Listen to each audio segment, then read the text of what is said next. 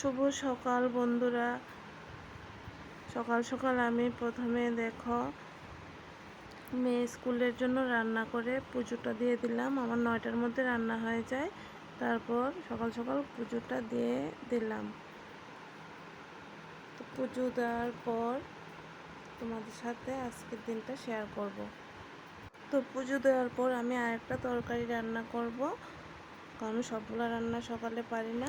Hello বন্ধুরা, দেখো আজকে আমি একটা নতুন ধরনের ভিডিও নিয়ে আসলাম। তো আমি ঘরে ব্লাউজ সেলাই করি।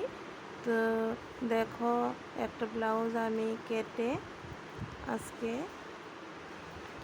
বিকাল থেকে কেটে লাইনিং টাইনিং সব কেটে লাইনিংটা অ্যাটাচ করে নিলাম। দেখো এভাবে। তো সবগুলা পার্ট একটা একটা করে আমি লাইনিংয়ের সাথে অ্যাটাচ করে নিলাম।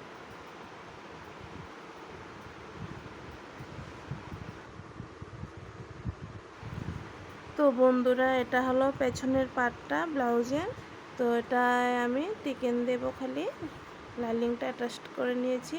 আর এটা দেখো সাইডের পার্ট, দুই সাইডের দুইটা, এটা লাইনিং দিয়ে অ্যাটাচ করে নিয়েছি। আর সামনের ব্রাকেটের টুকরা দুইটা,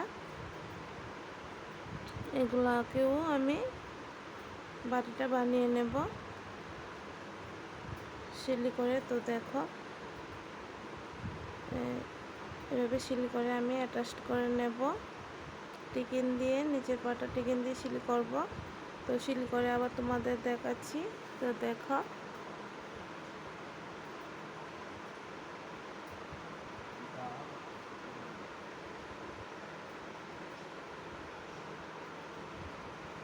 আর এটা হলো নিচের পার্টটা।